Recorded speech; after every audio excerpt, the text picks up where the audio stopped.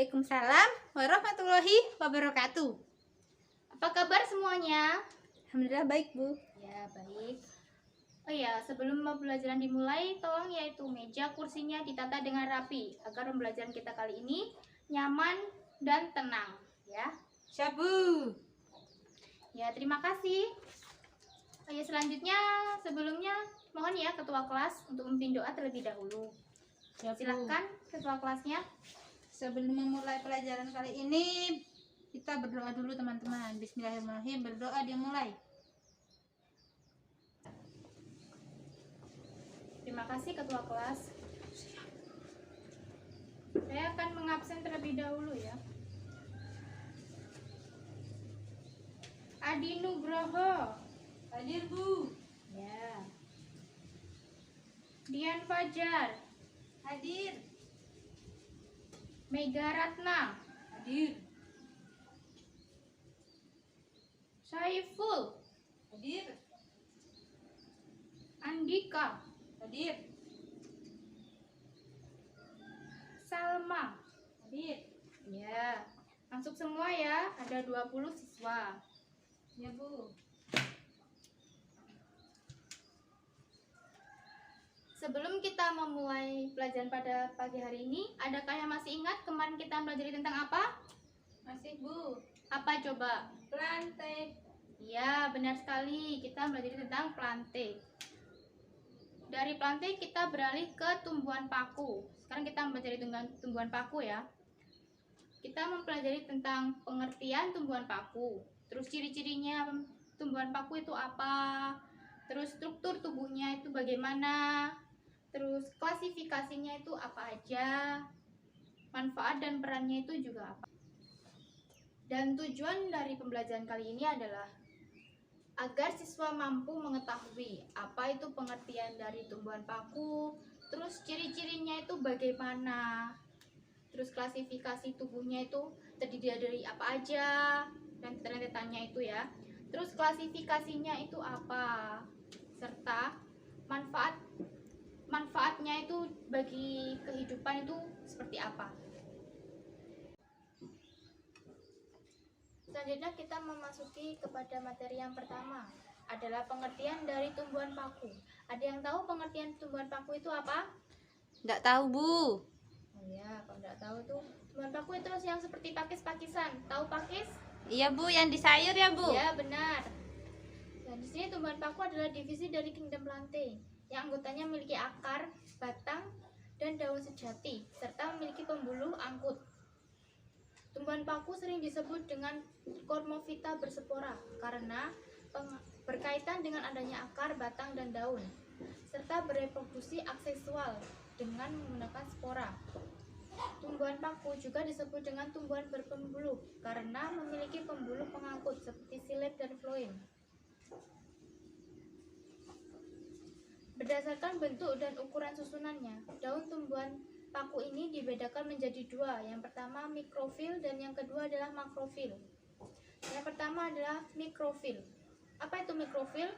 Mikrofil adalah daunnya berbentuk kecil atau bersisik, tidak bertangkai, tidak bertulang daun, dan belum memperlihatkan diferensiasi selnya. Sedangkan makrofil, daunnya itu berbentuk besar, bertangkai, bertulang daun, bercabang-cabang, serta selnya itu telah terdiferensiasi. Yang selanjutnya adalah ciri-ciri tumbuhan paku. Tumbuhan paku ini memiliki kurang lebih 9.000 jenis anggota. Tumbuhan paku sudah mempunyai akar, batang, dan daun sehingga disebut Cormophyta. Ciri-ciri tumbuhan paku ini yang pertama adalah ukuran tubuhnya berbentuk makroskopis yang tingginya sampai dengan 20 meter. Yang kedua, pada batangnya sudah terdapat jaringan pengangkut yaitu xilem dan phloem yang teratur bertipe kolateral. Yang ketiga, dapat ditemukan di air atau di tempat-tempat lembab, menempel pada tumbuhan lain sebagai epifit atau sisa-sisa tumbuhan sebagai sapofit. Yang keempat, tidak menghasilkan biji, tetapi menghasilkan spora. Spora-spora tersebut terdapat di dalam kotak-kotak spora atau sporangium.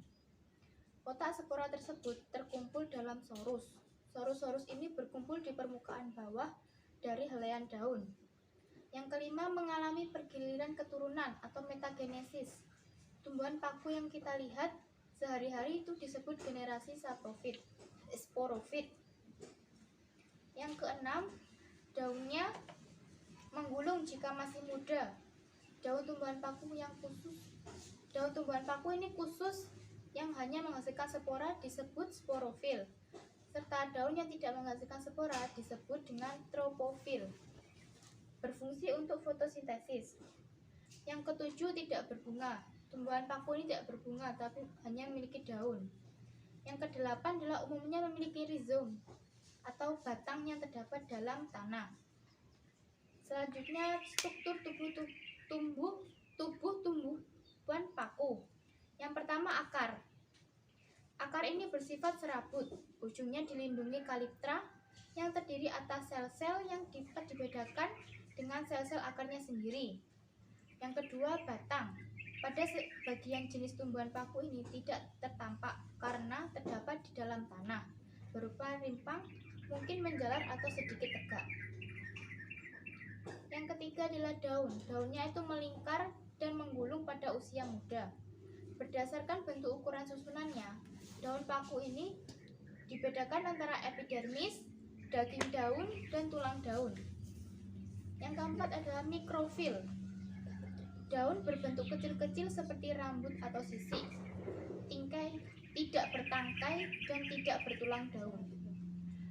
Belum memperlihatkan diferensiasi sel dan tidak dapat dibedakan antara epidermis, daging daun, dan tulang daun.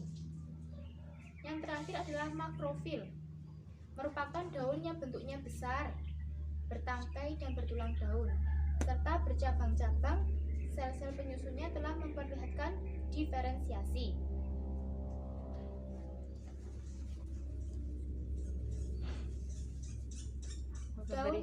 Daun yang bersifat tropofil ditinjau dari fungsinya. Daun tumbuhan paku dibedakan atas tropofil, merupakan daun yang khusus untuk fotosintesis, dan yang kedua adalah sporofil, daun yang menghasilkan spora. Yang selanjutnya adalah klasifikasi tumbuhan paku. Tumbuhan paku itu dibedakan menjadi 4. Yang pertama, paku purba atau Psilopithecian. Yang kedua, paku kawat. Yang ketiga, paku ekor kuda atau Equisitiane. Dan yang keempat adalah paku sejati. Yang pertama, paku purba. Paku purba merupakan salah satu jenis tumbuhan paku yang hampir punah. Tumbuhan ini hidup di zaman purba dan sekarang ditemukan dalam bentuk fosil. Daunnya itu kecil, terkadang tidak berdaun. Spesies yang masih ada adalah Psilotum.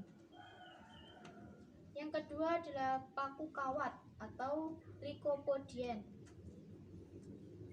Paku kawat memiliki ciri-ciri berdaun kecil dengan susunan spiral, batang seperti kawat, sporangium muncul di ketiak daun dan berkumpul membentuk strobilus atau kerucut, umumnya hidup di daratan.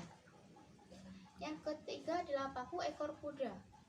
Ciri-ciri tumbuhan ini adalah berdaun tunggal dengan ukuran kecil dan tersusun spiral, berwarna hijau dan berluas-luas. Sporangium terletak di dalam strobilus. Yang keempat adalah paku sejati. Tumbuhan ini sering kita sebut dengan pakis-pakisan. Ciri-cirinya daun berukuran besar, daun saat muda itu menggulung. Sporangium terdapat pada sporofil atau daun penghasil spora. Berdasarkan tempat hidupnya, paku sejati ini dikelompokkan menjadi 3. Yang pertama, tumbuhan paku yang hidup di tanah seperti pada lereng pegunungan. Contoh misalnya paku tiang, suplir, dan pakis. Yang kedua, tumbuhan paku yang tumbuh di perairan, contohnya semanggi dan paku air. Yang ketiga, tumbuhan paku yang menempel pada lain tumbuhan lain atau epifit. Contoh misal paku tanduk rusa dan paku sarang burung. Yang terakhir adalah manfaat tumbuhan paku. Banyak manfaat tumbuhan paku dalam kehidupan sehari-hari. Yang pertama misal sebagai tanaman hias seperti paku tanduk rusa, paku sarung burung, terus paku rane. Yang kedua sebagai bahan penghasil obat-obatan seperti Aspidium phylloxera. Yang ketiga sebagai tanaman sayuran. Contoh misal semanggi, paku kiambang. Yang keempat sebagai pupuk hijau dalam pertanian. Yang kelima sebagai pelindung tanaman di persemaian. Yang keenam sebagai sumber bahan baku pembentukan batu bara.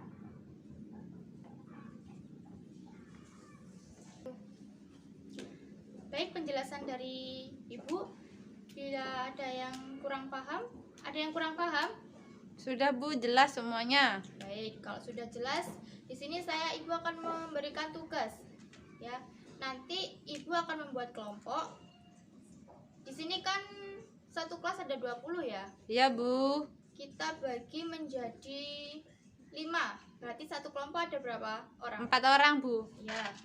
Nanti 4 orang itu Ibu yang tentuin ya, kelompoknya siapa-siapa. Terus kalau sudah, nanti setiap kelompok itu mendiskusikan materi yang telah Ibu jelaskan tadi. Ya Bu. Setelah diskusi, nanti kembali ke kelompoknya masing-masing dan melakukan tanya jawab antar kelompok.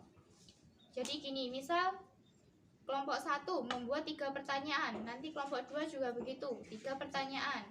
Lalu masing-masing pertanyaan itu ditanyakan kepada kelompok lain.